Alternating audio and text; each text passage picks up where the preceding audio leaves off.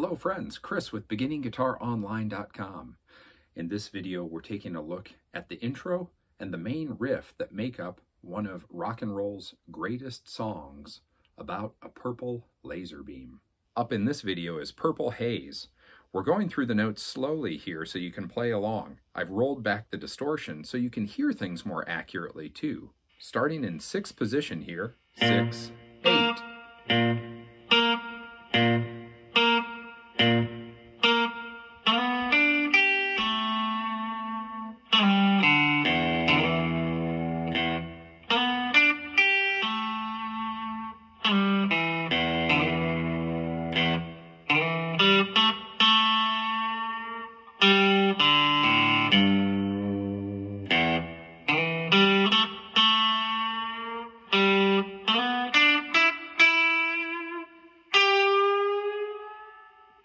At the opening here, we've got an octave power chord. This shape on guitar, anywhere you move it, is an octave. The 1, 3 across the 6th to the 4th string. We're skipping the 5th string in the middle. We're not playing a power chord, and he's going through that figure 4 times. Then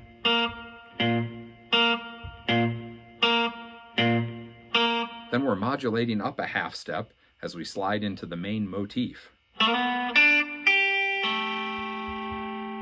bridging across here, letting up just at the end so that we don't hear those ring together like that.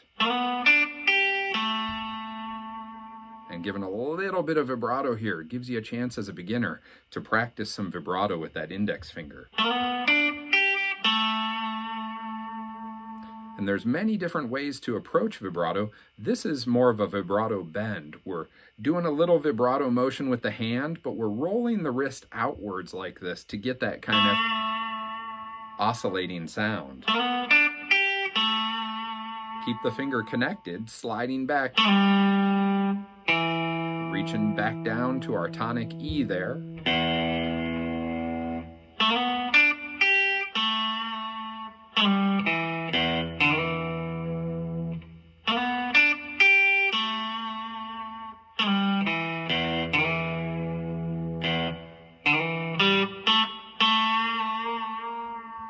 Couple of bends there.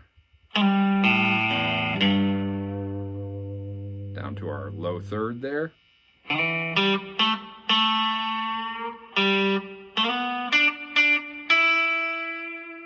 And then a quick jump up to that higher octave G. And he bends it up, and as we're working on a bend that does not release, this song is just so great for that. We bend on the 12.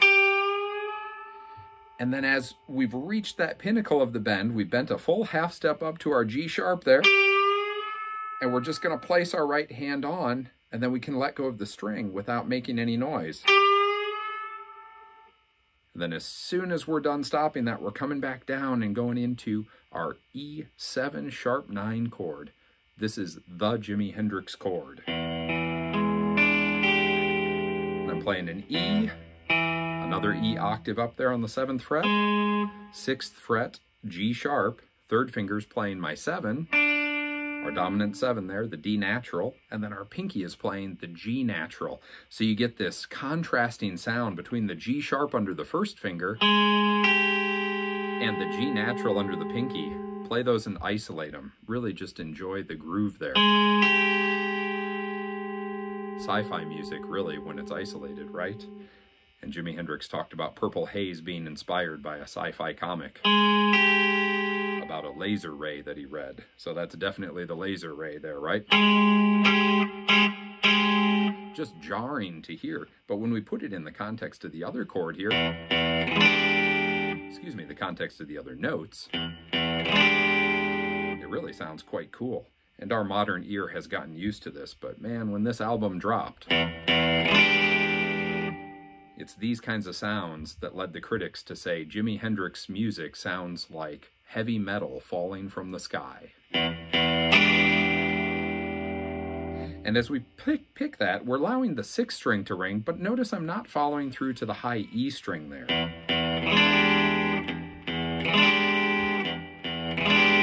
I'm just just letting the pick drag through to the B string and then quickly stopping, pulling my hand away from the strings and back. So again, as a beginning guitarist, this gives you an awful lot to work on.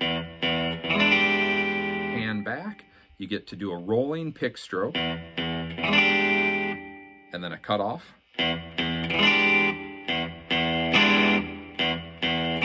And just sitting and working on that groove, you know, looping things over and over is the best way to make them clear and to get some facility.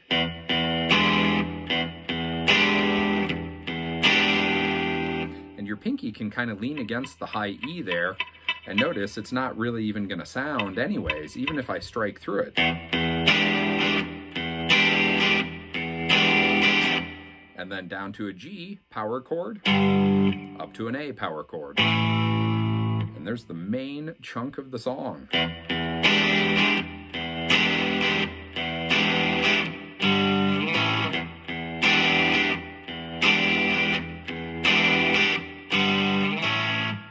With that G downbeat, the G kind of coming just after the downbeat. We hear that low E. Another thing you can isolate and practice, hitting that low E, getting the chord in place, then sliding up.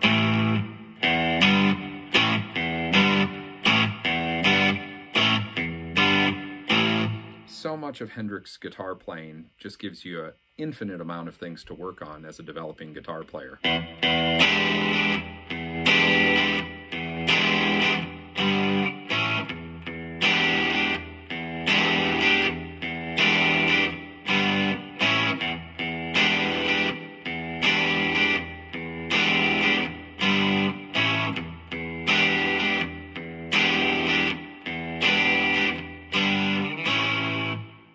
Next up, we're going to try it with a little bit more distortion.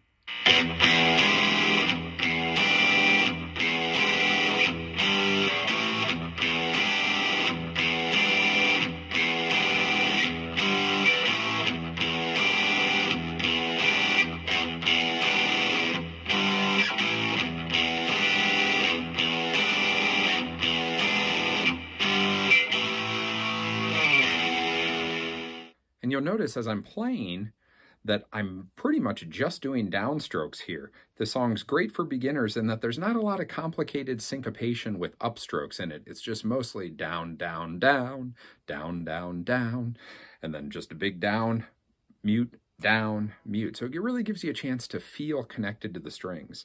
And as always, you know, as beginners, we're working on clarity.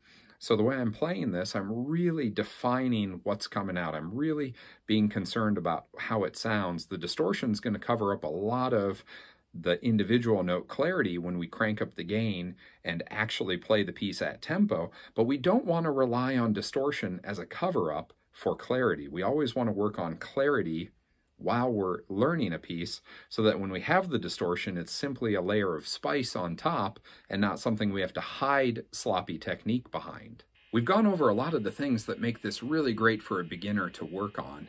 All the bends, all of the chord shifts, the octave points, get a little bit of theory in there, utilizing an unusual chord. The 7♯9 chord, which is movable, by the way, as long as you're just playing those 4 strings. So as always, when you have a finger pattern on guitar, take a little time to have some creative practice and move it around the neck. Just a lot of fun. You start hearing some of the other people you might listen to in there.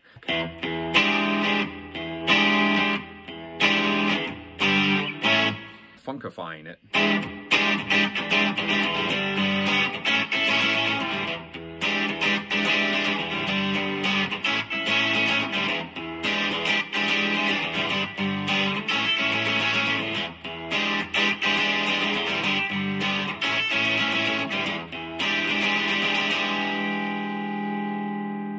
Kind of building on that funk purple haze idea, we can really work on some right hand down upstrokes at a high tempo speed. This is similar to a drummer really getting used to maintaining a 16th note groove on the hi-hat.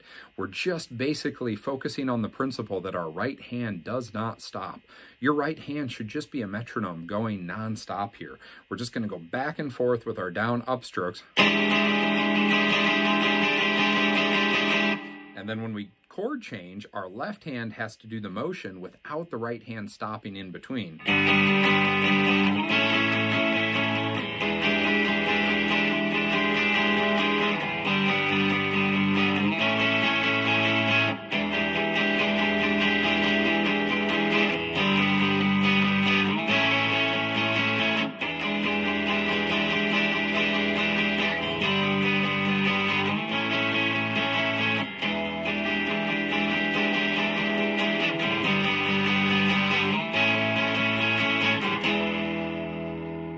So we can really get a lot of great endurance practice by just doing that. Try to do that for, 1 or 2 minutes.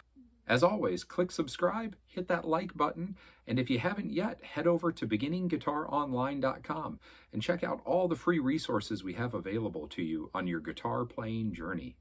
A little bit of knowledge goes a long way, and we hope to see you back here again at beginningguitaronline.com soon.